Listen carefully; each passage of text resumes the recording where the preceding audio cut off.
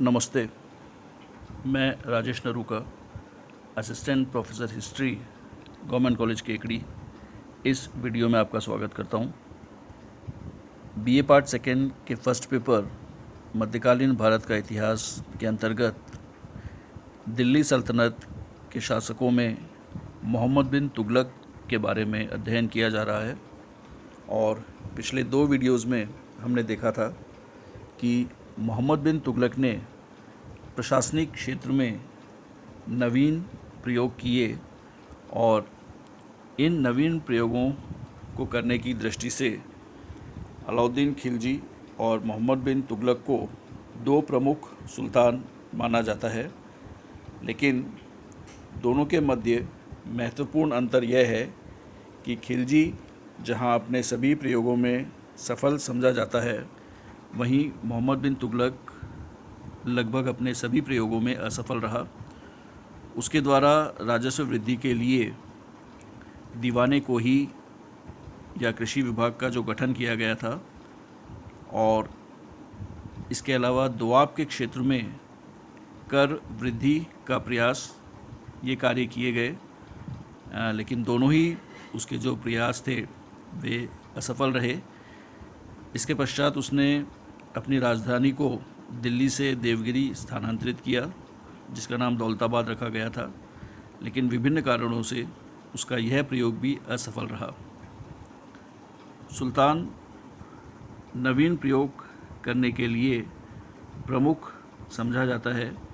और इसीलिए उसने एक अन्य प्रयोग किया, जिसके अंतर्गत उसने भारत में सांकेतिक मुद्रा का प्रचलन प्रारंभ किया। इससे पूर्व मुख्य रूप से जो भी सिक्के थे वे बहुमूल्य धातुओं के बने होते थे और उनका बाज़ार मूल्य वही होता था जो वास्तविक रूप में उन सिक्कों का मूल्य होता था। सांकेतिक मुद्रा से अर्थ है कि किसी ऐसे सिक्के को, ऐसे धातु के सिक्के को एक ऐसी मुद्रा संकेत के रूप में प्रदान करना जो उसका वास्तविक मूल्य नहीं है। और वर्तमान में जो करेंसी सिस्टम है वह सांकेतिक मुद्रा पर ही बेस्ड है, जिसमें किसी भी एक करेंसी का मूल्य निर्धारित कर दिया जाता है जो कि धारक को उतना मूल्य देने का वचन अदा करता है। तो इसी प्रकार से उस समय भी अन्य सिक्के जैसे कि पीतल और तांबे के सिक्के प्रचलित किए गए और उनकी जो राशि है, उनका जो मूल्य है वो निर्धारित किया गया अलग अलग। तो मूल रूप से बहुमूल्य धातुओं के अपेक्षित मूल्य निश्चित किया जाना और उसकी जगह पर अन्य धातु के सिक्के जारी करना सांकेतिक मुद्रा के अंतर्गत आता है। और मोहम्मद बिन तुगलक ने सांकेतिक मुद्रा को प्रारंभ किया और इसे जारी करने के लिए भी उसके पास कुछ कारण थे। प्रथम महत्वपूर्ण कारण यह था कि उसके जो पूर्व के प्रयोग थे राजधानी परिवर्तन के या दोआब में कर वृद्धि के कारण उसको बाद में जो उस पर अधिक धन खर्च करना पड़ा, कृषि विभाग के संगठन में जो धन व्यय हुआ, इस सब के कारण जो राजकोष था उसमें बहुमूल्य धातुओं का अभाव हो गया था और इसीलिए उनकी कमी हो जाने के कारण यह सिक्के ज़्यादा थे नहीं और इसीलिए यह निश्चित किया गया कि उनके बदले दूसरी धातु के सिक्कों को सांकेतिक रूप में प्रचलित किया जाए। दूसरा,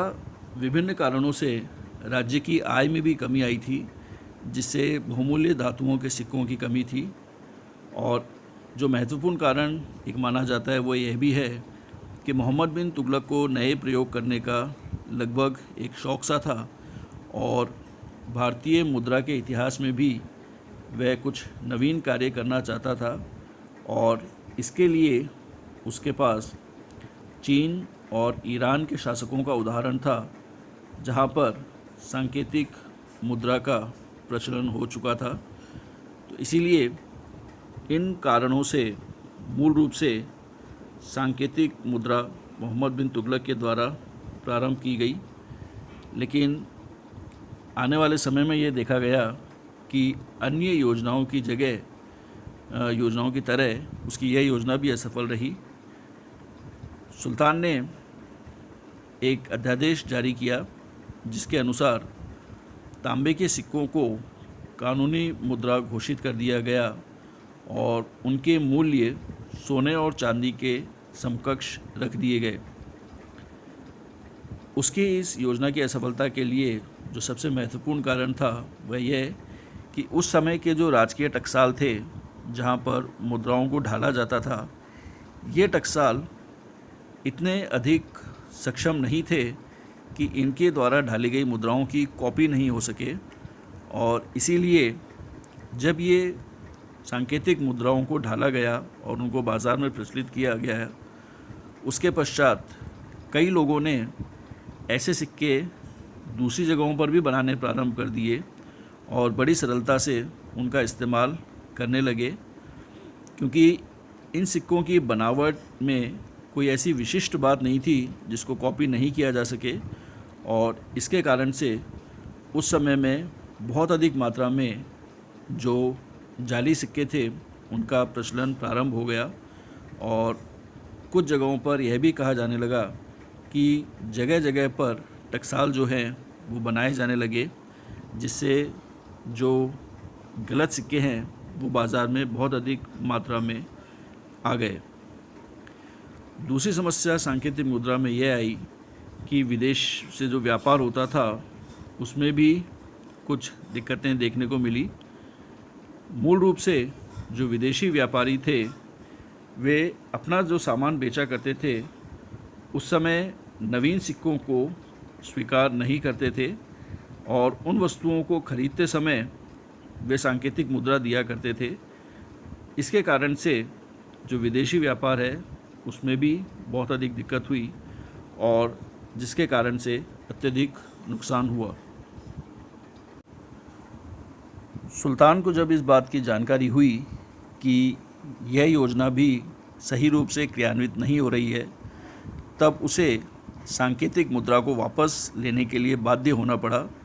और यह आज्ञा दी गई कि जिन लोगों के पास पीतल और तांबे के सिक्के हैं वे उसके बदले राजकोष से दूसरे सिक्के सोने और चांदी के जो थे वे ले जाएं। तो इस प्रकार से और ज़्यादा दिक्कत इस प्रकार से आई कि लोग अपने जो नकली सिक्के हैं उन्हें लेकर टकसालों में पहुँचे और उसके बदले उन्होंने चांदी और सोने के सिक्के प्राप्त किए। तो इस प्रकार से एक ये जो दुगना घाटा है वह मोहम्मद बिन तुगलक को हुआ, और इस प्रकार से राजकोष में बहुत सारी दिक्कतें आई और उसका यह प्रयोग भी असफल माना जा सकता है। इसी प्रकार से धार्मिक क्षेत्र में भी मोहम्मद बिन तुगलक ने अपने प्रारंभिक शासनकाल में यह निर्णय लिया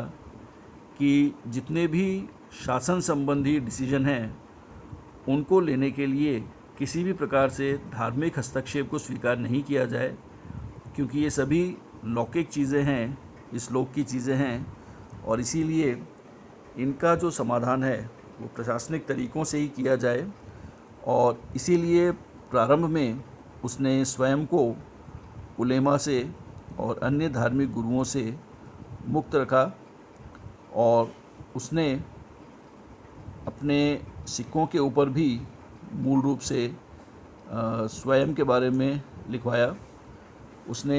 खलीफा के नाम का उल्लेख करना भी बंद कर दिया, और इस प्रकार से मूल रूप से उसने स्वयं को अपने प्रारंभिक शासनकाल में धार्मिक हस्तक्षेप से मुक्त रखा। लेकिन जैसा कि उसकी अन्य नीतियों में या अन्य प्रयोगों में देखने को मिलता है, उसी प्रकार से धार्मिक क्षेत्र में भी उसे अपने शासनकाल के अंतिम दिनों में परिवर्तन करना पड़ा। उसने मिस्र के खलीफा से अपने पद के लिए मान्यता के लिए प्रार्थना की, और सिक्कों पर खलीफा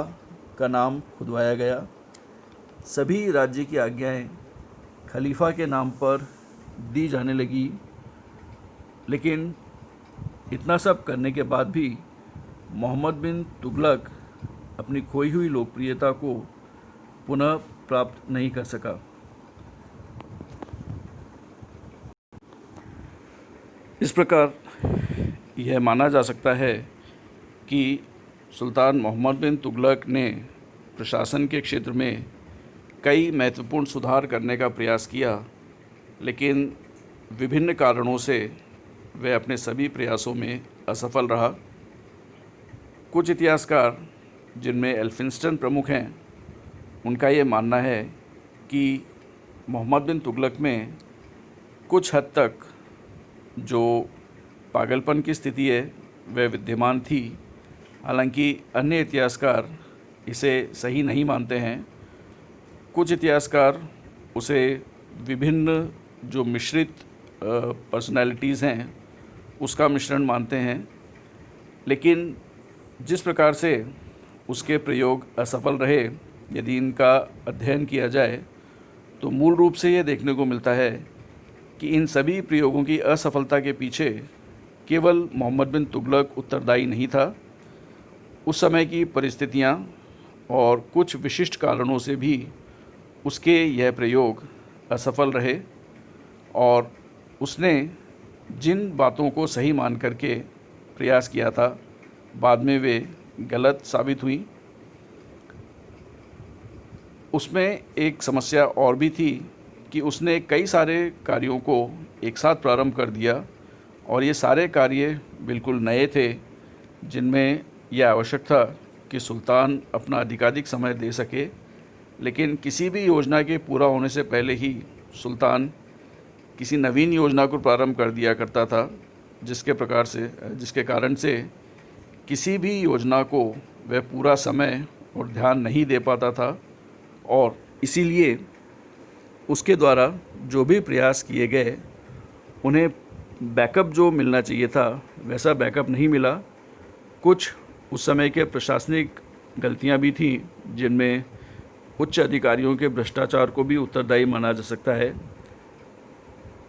प्रकृति ने भी पूरी तरह से मोहम्मद बिन तुगलक का साथ नहीं दिया और जब भी उसकी कोई नवीन योजना आई, मूल रूप से उसके द्वारा जो दुआब में कर वृद्धि की गई, उसमें भी जिस वर्ष यह कर वृद्धि की गई, कर की जो वृद्धि हुई थी उसी वर्ष में वहाँ पर एक अकाल आ गया। तो केवल मोहम्मद बिन तुगलक को ही उसकी योजनाओं की असफलता के लिए उत्तरदायी नहीं माना जा सकता, लेकिन फिर भी ये एक स्थापित तथ्य है कि मोहम्मद बिन तुगलक ने जितने भी प्रयोग प्रशासनिक क्षेत्र में किए उनमें उसे अपेक्षित सफलता प्राप्त नहीं हुई।